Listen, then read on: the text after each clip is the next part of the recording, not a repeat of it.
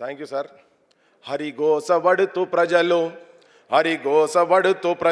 వలసెల్లిపోతూ ఉంటే, హరిగోసబడుతూ ప్రజలు వలసెల్లిపోతూ ఉంటే, ఆరేసుకున్న చీర పారేసుకున్న మనసు, ఆరేసుకున్న చీర పారేసుకున్న మనసు అని పాట వాడినోనికి పట్టాభిషేకమేంది. రేవంత్ రెడ్డి మామ, రేవంతు రెడ్డి మామ, రేవంత్ రెడ్డి మామ, రేవంతు రెడ్డి మామ, అయ్యయ్యో రామ రామ రేవంతు రెడ్డి మామ. ఈ విగ్రహాలు పెట్టే నీ డ్రామలేంది రామ, ఈ విగ్రహాలు పెట్టే ఈ డ్రామలేంది మామ. కారే బాలసుబ్రహ్మణ్యంతో బంధమేంది మామ, కా బాలసుబ్రహ్మణ్యంతో బంధమేంది రామ. నేనంతా సుట్రికం పెట్టుకున్నాడు, కడుపు మసులుతున్నది, కాలుతున్నది, కావాలనుకుంటే ఇప్పుడే పోయి దాన్ని ధ్వంసం చేస్తాం, కానీ మనం చేయొద్దు. అది ఆ గాయం గుండె నిండా ఉండాలి. తెలంగాణ జనం పెద్ద సమస్య కాదు అది, కానీ తెలంగాణ జనానికి వీళ్ళ వైఖరి తీసుకుపోయేటందుకు ఇటువంటి ముద్రలు మనకు రేపు భవిష్యత్తులో పనికొస్తాయి.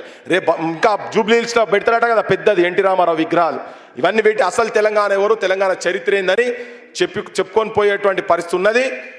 పాటలు రాయండ్రి, మీరు వేరే దాంట్లో ఉన్నా కానీ దయచేసి రాయండ్రి, మా బూటలో మనం పాడుకుంటాం జరా అని చెప్పి మీ అందరికీ విజ్ఞప్తి చేసుకుంటూ, ఇప్పుడు నేను మా సురేందర్ పోతా అని చెప్పని, సురేందర్కి ఏదో చాలా సినిమాలు చిరంజీవులతోని వీళ్ళతోని కైకిలి పని చేసుకుంటున్నా అని చెప్పి దండం పెట్టి అడుగుతున్నాడు. అయ్యా మీరు లోపల నుండి పాటలు రాయండి, మీరు రాయలేకుంటే మేము పాడుకుంటాం బయట.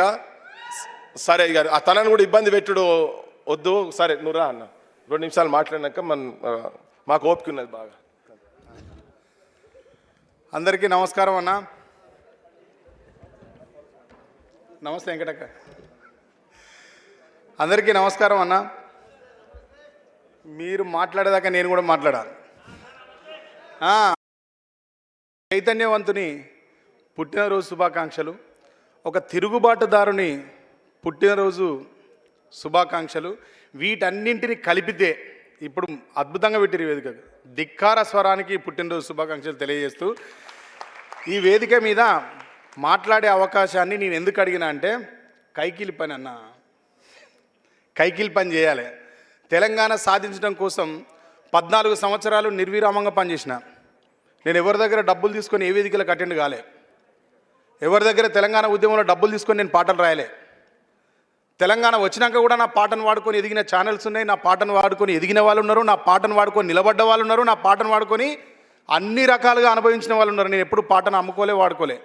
2013 నుంచి నేను డబ్బులు తీసుకొని పాట రాయడం స్టార్ట్ చేసిన.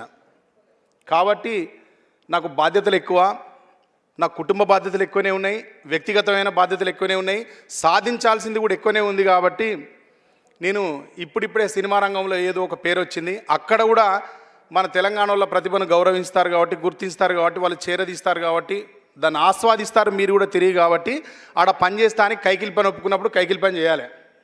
ఇక మళ్ళీ ఈడికి వచ్చి నేను తెలంగాణలో పెద్ద తోపును, నేను మీసాలు తిప్పితే మా వాళ్ళు మొత్తం బ్లాక్ బస్టర్లు చేస్తారు, నేను ఉరుకుమంటే మా వాళ్ళు ఉరుకుతారు, నాకు అక్కడ వేరే గుర్తింపు ఉన్నది అంటే కుదరది. అందుకే నాకు 2 నిమిషాలు టైం ఇవ్వన్నా, నేను మాట్లాడిపోతాను. పృథ్వీ అన్నను ప్రేమతో కూడిన దౌర్జన్యం చేసిన. థ్యాంక్ యూ అన్న, నాకు అందరూ పెద్దలు ఉండగా అవకాశం కల్పించిన ధన్యవాదాలు తెలియజేస్తూ, నేను దీంట్లో సత్యనారాయణ బాబు గురించి ఏం మాట్లాడదలుచుకోలే. మీకు సమ్మతమేనా? నేను పాట కూడా పాడదలుచుకోలే భయ్యా, నేను ఖచ్చితంగా ఫుల్ క్లారిటీగా చెప్తా. ఏ విషయం చెప్పినా నేను బాపు గురించి మాట్లాడదలుచుకోలే. ప్లీజ్ నేను చెప్తా అన్న, పాటలు పాడుకొని వీళ్ళు పాడడానికే పనికొత్తారనే కాడికి పోయినాం, అట్లా కానియద్దు. అరే మన దాంట్లో మనం మాట్లాడుకోవాలి కదా. అరే ప్లీజ్ దండం పెడతా, చెప్పేది వినండి, మీతో మాట్లాడాలి. ఎక్కడనే అన్న మంచినీళ్ళు తాగచ్చినావా? సరే పాడుకుందాం, కానీ నేను చెప్తున్నాను అన్న, అందరూ పృథ్వీ అన్నకు పెద్దబాబుకు సంబంధించి మంచి విషయాలు చెప్తారు, ఇన్స్పిరేషనల్ వర్డ్స్ చెప్తారు, ఆ బాపు ఎట్లా అచీవ్ అయ్యింది అనేది చెప్తారు. ఆయన లోపల ఉన్న ధిక్కారాన్నే చెప్తారు, కానీ బాపు లోపల అధికారం కూడా ఉన్నది, అది ఎవరు చర్చిస్తలేరు. ఇది కూడా చెప్పండి పృథ్వీ అన్నకు దయచేసి. పృథ్వీ అన్నకు ధిక్కారంలో అధికారం ఉంది, దాన్ని కూడా సాధించమని చెప్పండి. ఆ బాపు ఒకసారి చట్టసభకు వేయండు, నువ్వు కూడా చట్టసభలో నిలబడి పృథ్వీరాజ్ అనబడే నేను అంటే చూడాలని ఉందన్న నాకు. నువ్వు ఏదైనా గుర్తుపెట్టుకో, ఈటల రాజేందర్ అన్నెంబడి నేను తిరిగినప్పుడు కరీంనగర్లో మేము ధర్నాలు చేసుడు, ఈ బస్సులను గుద్దుడు, ఈ లారీలను గుద్దుడు, ఈ రైలు లాగబట్టుడు, పట్టాలు వీకేసుడు. రాజేందర్ అన్న పైనుంచి కేసీఆర్ సార్ ఏది తీర్మానం చేస్తే కింద రాజేందర్ అన్న తీర్మానం చేసేది, మేము పోయి పనిచేసేది. మమ్మల్ని తీసుకుపోయి మేము అన్నీ చేసిన తర్వాత పోలీసు వాళ్ళు పట్టుకపోయి జైల్లో కూర్చుని పెట్టేది. ఏం కొట్టకపోయేది కానీ టార్చర్ చేసేది, ఇడిచిపెట్టకపోయేది. బయటికి వేతనంటే కూడా ఇడిచిపెట్టకపోయేది. అట్లా అటాకులు చేసినప్పుడు అట్లా జరిగేది. ఎవరికైనా అవసరం ఉందనుకో, ఒక కాలేజీలో ఫీజు అన్నా వాడు ఫీజు కట్టమంటాడు, మన వాళ్ళు ఏమో వెనుకబడ్డోళ్ళు, వాళ్ళు తెలంగాణ ఉద్యమంలో తిరుగుతారు. అవ్వయ్య పిల్లగానికి కట్టడానికి కూడా డబ్బులు లేవన్నా, మేము పోతే కాలేజీ వాడు దేకుతలేడు అంటే రాజేందర్ అన్న కూడా వచ్చి మాట్లాడేది. రాజేందర్ అన్న వచ్చి మాట్లాడినా కూడా కాలేజోడు 10,000 ఉందనుకో 500 తగ్గిస్తా అనేది. ఆలోచించాలి దీన్ని బాగా. నేను చెప్తున్న ప్రతి మాటను మీరు నోట్ చేసుకుని దీన్ని ముగింపు అద్భుతంగా ఉంటుంది. వాడు 500 తగ్గిస్తా అనేది. రాజేందర్ అన్న కూడా చేసేదేం లేక అడిగి నోరు పోగొట్టుకున్నాం. ఆ తమ్మి మనవన్న సర్దిత అయిపోయేదని తిరిగి వచ్చేది. అట్లా రాజేందర్ అన్న అనేక సందర్భాలు ఆయన జేబులకి డబ్బులు కట్టగా నేను చూసిన. రాజేందర్ అన్న ఆయన నమ్ముకొని తిరిగిన వాళ్ళకు, తెలంగాణ ఉద్యమకారులకు చాలామందికి డబ్బులు కట్టిండు, చదివించిండు. అదైనా వ్యక్తిగత సంపద ఉన్నది వాడు చేసిండు. ఆ తర్వాత ఇంకా కొన్ని చోట్లకు పోయేది మేము. అన్న పలానా కాడ పర్మిషన్ ఇస్తలేరన్నా, ఇక్కడ ఛాయ్ బండి పెట్టుకొని ఇస్తలేరన్నా, పెట్టుకున్న పూర్వం ఆగం చేస్తారన్నా, ఓడు హోటల్ పెట్టుకుంటే బెదిరిస్తారన్నా, పోలీసు వాళ్ళు రాసిన తీసేస్తారన్నా. జమ్మికుంట మాదే పేరు. వరుసగా ఈటల రాజేందర్ అన్న 6 సార్లు 5 సార్లు గెలిచిండు. ఎటు చూసినా ఈటల రాజేందర్ అన్న పేరే ఉంటుంది. ఇది కలెక్టర్ ఆఫీస్లో పని ఉందన్న అని పోతే కలెక్టర్ ఆఫీస్లో పని చేయకపోయేది. రేషన్ కార్డు కోసం పోతే రేషన్ కార్డు ఇవ్వకపోయేది.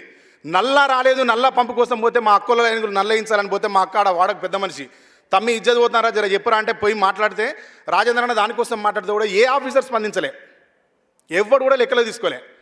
కానీ తెలంగాణ రాష్ట్ర సాధన అయిన తర్వాత ఆయన మంత్రిగా ఎన్నికైనాక చూడాలి భయ్య, కలెక్టర్ కాళ్ళకు చేతులు కాళ్ళు కట్టుకొని వచ్చి నిలబడ్డాడు. ఏం చేయమంటే అడ్జస్టానికి. ఏ కాలేజీకి పోయి మేము నిలబడి చెప్తే ఈటల రాజేందర్ అన్న పేరే పక్కన నిలబడితే వాడు చాలా గౌరవంగా తీసుకుపోయి కూర్చుని అడిగినంత ఇచ్చి చేసి పని పంపించిండు. అదే రాజేందర్ అన్న ఉద్యమానికి, అధికారానికి, పోరాటాలు చేసే వాళ్ళకు పరిపాలన చేసే వాళ్ళకి ఇంత తేడా ఉంటుంది తమ్మి అని చెప్పిన రోజు. ఆయన ఉద్యమకారిగా ఉన్నప్పుడు పోతే ఎవ్వడు మా మాట వినలే, గౌరవించిరు, అంతే గౌరవం మంచి పంపించారు. కానీ అన్న మంత్రి పదవిలో కూర్చున్న తర్వాత గవర్నమెంట్ వచ్చినాక ఎక్కడికి అక్కడ ఏ పని చెప్తే ఆ పని చేసిరు. కారణం ఏందన్నా అప్పటికిప్పటికంటే చెప్పిన రాజేంద్ర అన్న రోజు పవర్ తమ్మి. పవర్ అనేది సాధిస్తే ఇట్లా ఉంటుంది. అధికారం మన చేతుల్లో ఉంది కాబట్టి మనం చెప్తే వింటారు తమ్మి, లేకపోతే వినకపోతుండే అని చెప్పిండు. పృథ్వీ అన్న మీరు కూడా రాజేంద్ర అన్న లెక్క అధికారం సంపాదించాలి. అధికారం సంపాదించి అందరికీ దాన్ని సంపాదించడం ఎట్లనో కూడా మార్గదర్శకం మీరు అప్పుడు ఉండాలని కోరుకుంటాను. నేను ఈ విషయాన్ని చెప్పడానికే వచ్చిన. తండ్రి ఇప్పుడు మన దగ్గర సామెత ఉంటుందన్న, చెట్టోటైతే ఇత్తోటి అవుతుందా, ఇత్తోటైతే చెట్టోటి అవుతుందా. బాపు ఆల్రెడీ అద్భుతమైన వారియర్. ఆయన తెలంగాణ గురించి పాట రాసినప్పుడు ఆయనకు సమకాలీకులుగా ఉన్నవాళ్ళు, ఆయనతో పాటు కలిసి ట్రావెల్ చేస్తున్న వాళ్ళు, ఆయనతో పాటు ఉండి బతికిన వాళ్ళ టైం లైన్లో ఎవ్వరు కూడా తెలంగాణ గురించి పాట రాయలే. ఇది ఎవరు తక్కువ చేయడానికి చెప్తలేను నేను, ఏదో బాపుని ఎక్కువ చేయాలని చెప్తలేను నేను. ఆయనకు స్పృహ ఉన్నది, ఆ స్పృహ నీకు ఇన్బిల్ట్ వస్తుంది. వేప చెట్టుని ఎవరైనా వేపాకు తీసి నములితే చేదుగానే వస్తుంది భయ్య, కానీ దాంతోపాటు దాంట్లో నములుతూ ఉంటే తీయగా వస్తుంది అని చెప్తాడు వేమన. అట్లనే నీ లోపల నీ జీవితాన్ని చూసినామన్నా ఎంత ఎంత ఎంత ఎంత ఫీల్ అవుతాడు అన్న అంటే, ఎక్కడనో ఇక్కడ బాలసుబ్రహ్మణ్యం గారి విగ్రహం పెడితే ఎవ్వరూ మాట్లాడలేదు. ఎవరు అనే దాంట్లో నేను కూడా ఉన్నా, ఎవరినో నిందించడం కూడా కాదు, దీంట్లో నేను కూడా ఉన్నా. పృథ్వీ అన్న నేను కూడా మాట్లాడలే. తెలంగాణ ఉద్యమం జరుగుతున్నప్పుడు చాలా తీర్మానాలు చేసి, చాలా యుద్ధాలు చేసి, చాలా పోరాటాలు చేసి, చాలా పాటలు రాసి, వీలైనన్ని సభలకు తిరిగి మాట్లాడి వచ్చిన చైతన్యవంతులం నీ చుట్టూ ఉన్న వాళ్ళందరం. తెలంగాణలో ఉన్న చైతన్యం ఏదైనా ఉన్నది ఇప్పుడు సోషల్గా అంటే, ఉన్న చైతన్యం మొత్తం కూడా మళ్ళీ నీ చుట్టూ ఉన్నది ఏదో రూపంలో, పాట రూపంలో, ఆట రూపంలో, మాట రూపంలో, పత్రిక రూపంలో, ఛానల్ రూపంలో. ఏ రూపంలో చైతన్యం తెలంగాణలో పుట్టినా అది పృథ్వీతో కనెక్ట్ అయి ఉంటుంది. మేము కూడా మాట్లాడడానికి కొంత వెనుక ముందు అయినాం. కానీ అన్న నిర్మోహమాటంగా నిలబడ్డాడు ఇక్కడ. నువ్వు నిలబడ్డప్పుడు నీ వెనకాల తెలంగాణ సమాజం అంతా నిలబడి ఉంటే చాలా బాగుండేదన్న. నేనేం చెప్తున్నా అంటే మీకు సూటిగా నేను చెప్పదలుచుకున్నది ఒకటే ఒక విషయం అన్న. ఇంత స్పృహ ఉన్న మీరు, ఇంత చైతన్యం ఉన్న మీరు ఒక కుర్చీలో కూర్చుండి దాన్ని పంచడం అనేది చేస్తే చూడాలనే తమ్మునిగా ఒక స్వార్థంతోనే చెప్తున్నా తప్ప ఇది వేరే ఉద్దేశం ఏమీ లేదు దీంట్లో. మీరు ఖచ్చితంగా చేయాలి అన్న, మీరు రాజకీయం చేయాలి. రాజకీయంగా మీ సీటు కోసం మీరు ఫస్ట్ చట్టసభలకు వెళ్ళాలని కోరుకుంటూ, ఇంత మంచి కొడుకుని కానీ మన అందరికీ అన్నగా, తమ్మునిగా, స్నేహితునిగా, మిత్రునిగా, శ్రేయోభిలాషిగా పృథ్వీ అన్నను అందించిపోయినందుకు ముచ్చెర్ల సత్యనారాయణ బాబుకు చేతులెత్తి దండం పెడుతూ ఈ కార్యక్రమానికి వచ్చిన మీ అందరికీ పేరు పేరున నమస్కరిస్తూ, ఈ వేదిక మీద అన్న ఆలోచన విధానాన్ని పంచుకోవడానికి ఇక్కడికి వచ్చినందుకు వేదిక ఉన్న పెద్దలందరికీ కృతజ్ఞతలు తెలియజేస్తూ, ఈ కార్యక్రమాన్ని యాక్చువల్గా నేను ఇక్కడ ఉండి చేయాలి, నేను కైకిలి పని చేయడం వల్లనే చేయలేకపోయినాను. నీ దగ్గర నీకు ఏం లేదు, దీంట్లో వేరే మర్మం ఏం లేదు. కైకిలి పని ఒప్పుకోవడం వల్ల పోయినా. నేను నా పుట్టినరోజు నుంచి ఈ రోజు వరకు ఎటు తిరుగుతున్నాడో నాకే తెలుస్తుంది. వాడు ఎవడో ఎటో తీసుకుపోతాడో అటే పోతానా, ఆడనే రాసుడు ఇచ్చుడు వచ్చుడు ఇదే నడుస్తుంది. కానీ ప్రతి సంవత్సరం నీ తండ్రి సమాజం గురించి ఆలోచిస్తే సమాజం ఎక్కడో ఒక చోట ఆయన గురించి చేయాలి ఈ కార్యక్రమాన్ని. వర్ధంతినో జయంతినో ఎవరు చేయలే. వైఎస్ రాజశేఖర రెడ్డి గారు చనిపోయినప్పుడు, ఆయన కంఠంలో ప్రాణం ఉన్నప్పుడు, ఆయన కుర్చీ మీద కూర్చున్నప్పుడు, ఆయన పరిపాలన చేస్తున్నప్పుడు, ఆయన అణచివేత చేస్తున్నప్పుడు అమ్మ బూతులు తిట్టిన తెలంగాణ ప్రజలు కూడా ఆయన చచ్చిపోతే ఊరూరా ఒగ్గు కథలు కూడా చెప్పించారు, సంఘాల వారిగా చెప్పించారు. ఇన్ని సంఘాలకు చైతన్యవంతం చేసి ఇంత ప్రజలను సమీకృతపరిచి అద్భుతమైన చైతన్యాన్ని, జ్ఞానాన్ని, వారసత్వాన్ని ఇట్లా ఇచ్చిపోయిన బాపు జయంతిని, వర్ధంతిని పండుగగా రాబోయే సంవత్సరం ఏదైనా ఒక మా జిల్లాలో మేము చేస్తామన్నా. వరంగల్ జిల్లాలో మా కళాకారులందరి తరఫున నేను మాటిస్తున్నా, 100% ఈ వేదికని అక్కడ జరుపుతా. ఈసారి మీరు నా కోసం వరంగల్కి టైం ఇవ్వండి బాపు జయంతికి. థ్యాంక్ యూ సో మచ్ అన్న. ఇంత ఓపికగా నా మాట విన్నందుకు, ఇక్కడ దాకా నన్ను ఆహ్వానించి నాకు ఎర్లీగా ఈ పోడియం ఇచ్చినందుకు ధన్యవాదాలు తెలియజేసి సెలవు తీసుకుంటున్నా. నేను పాట పాడానని చెప్పిన అన్న, ఇప్పుడు కాదు, పాడితే బాపు రిలేటెడ్ పాడాలి, బాపు మీద నేను పాట రాయలేదన్నా. సరే, మేము వరంగల్ కాబట్టి వరంగల్ ముచ్చట చెప్తాం, మళ్ళీ ఎవరు ఫీల్ కావద్దు. నేను ఇదేదో మా వరంగల్ మీద ప్రేమతో పాడతలేను అంటే బాపుకి రిలేటెడ్గా వరంగల్లో పుట్టింది కాబట్టి అది ఆయనకు అమిరిపోతుంది అని పాడుతున్నా అంతే.